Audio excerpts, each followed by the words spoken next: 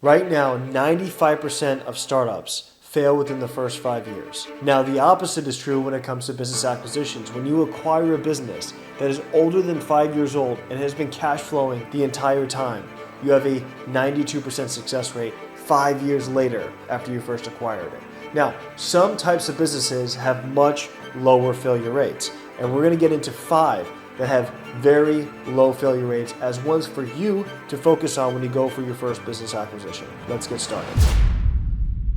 According to the US Bureau of Labor Statistics, 20% of businesses in the US fail within the first year, 50% fail within the first 5 years, and 2/3 of them fail within the first decade. So the first business I want to talk about is laundromats. Laundromats have a 94.8% success rate over the first 5 years. 94%. All right, so we're talking that it is so rare for a laundromat to fail within the first 5 years opening. Now, why is that the case? Well, it comes down to a laundromat's business model. The way most laundromats work is they have a storefront that gets a lot of foot traffic in areas where there's a lot of apartment buildings and places where people do not have a washer and dryer within their dwelling. So they have to go somewhere.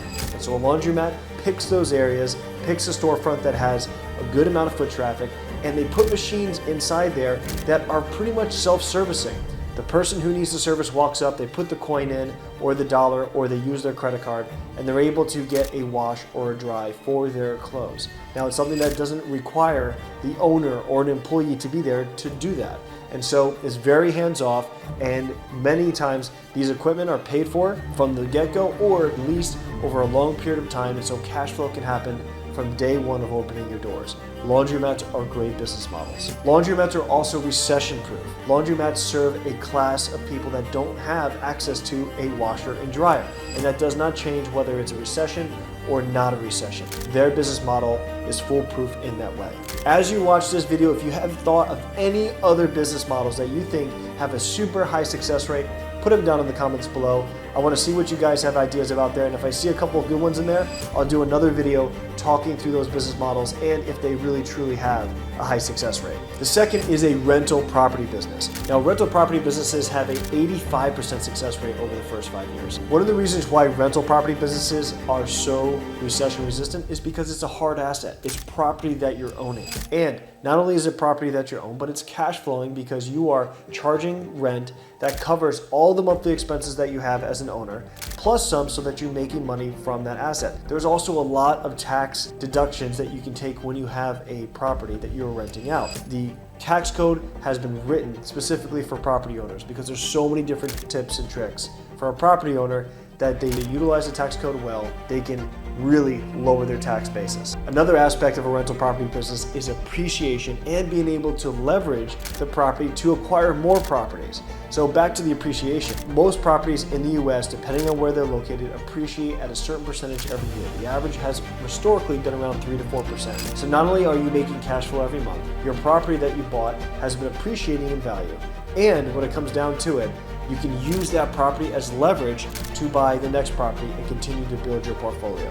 So rental property businesses are definitely one of the best in terms of their success rate. The next one I want to talk about is self-storage. Now, self-storage is very popular and there's good reason for that. Self-storage businesses have a 92% success rate after 5 years. Now, one of the reasons why it is, as Americans, we like stuff and we get a lot of stuff all the time. And where do we have to put that stuff? Unless we're gonna put it inside of our house, on top of our couch, in our bedrooms, everywhere around the floor. We need to find a self-storage unit so that we can get it out of our face, put it in there, pay someone to just hold it there, and most likely never even see it again. But that's a topic for a different time. Now, self-storage facilities are great because it is a real estate play as well as a cash flow play. A lot of times these self-storage facilities are very much self-run, meaning it's an owner, they might have 1 or 2 part-time employees depending on how large the self-storage business is, and it's very hands-off. You have these units, the owners come in and out when they please, they have keys to get in and keys to get out, they put their stuff in there, they're in charge of making sure that everything is in there and correct and it's locked when it goes. You are just providing the space. Any type of business model where you are just providing the space and your client or the person who is using your service is doing all the work is an amazing model. And the success rates speak for themselves when self-storage comes up as a topic. The next one I want to talk about is transportation and last mile delivery services. Now, these types of businesses have over a 75% chance of success in the first 5 years. This could be long haul trucking, this could be Uber driving. It's basically transportation that utilizes vehicles to get products from one place to another. And that could be all the way from you taking an Uber home from the restaurant that night, or you getting your Amazon delivered to your door.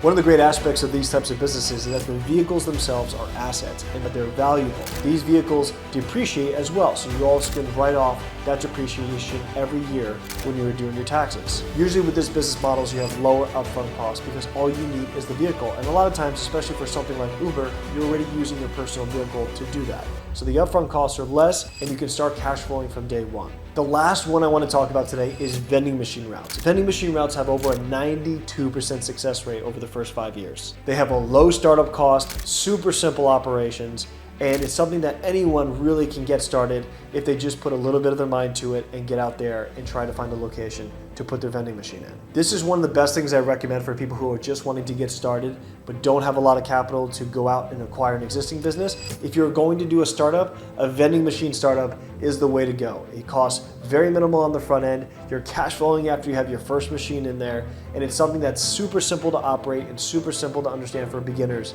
as they go about building out their vending machine route. I want to throw a bonus one in here because I think that this is going to be one of the best ones over the next decade to get into in terms of having a high success rate, and that is senior care centers. Now, my whole thesis on why it's so important to get into business acquisition is because the baby boomer generation is retiring. And the baby boomer generation, after they're retired and they've sold off their business, well, what are they gonna do for the next 20 years, 30 years of their life? As they get older, they're going to need help. They're gonna need care as they get to their twilight years and as they go and hit into their 70s and 80s. And so the businesses right now, there's not enough senior care centers around the country to handle the influx of baby boomers that will be hitting their doors in the next decade. So I think investing into that type of business model, going out there and acquiring current senior care centers, knowing that you are going to have growth year over year with the population and demographics that favor this type of business model. Another great thing about senior care centers is you have government subsidies. A lot of times that's through Medicare and Medicaid that is guaranteeing a paycheck to you every single month if your client is using one of them. And you don't have to actually have a huge 100-bed multifamily complex in order to have a senior care center. A lot of these are actually in residential homes. You can get a normal residential home with 3 or 4 bedrooms and rent out each one of them and license it as a senior care center. This is something that is very lucrative. You can charge multiples of what you can normally charge for a room because you're also offering care for these seniors that are living at your home, whether that's food, whether that's medical care, whatever it may be. These are going to be in demand. And so getting in now is going to be a great play, and I'm willing to bet is going to have a very low failure rate in the coming decade. So I just went through 5 of my favorite businesses that have a very high success rate, and I gave you a bonus talking about senior care centers as well. Remember, these are my 5 favorite ones right now, but if you have any more suggestions, put them down in the comments below. I'll look at every single comment. If you guys have good ones, I will do another video talking through those businesses and if their models are conducive to a high success rate or to a high failure rate. So appreciate your time. Write the comments below, and I'll talk to you all very soon.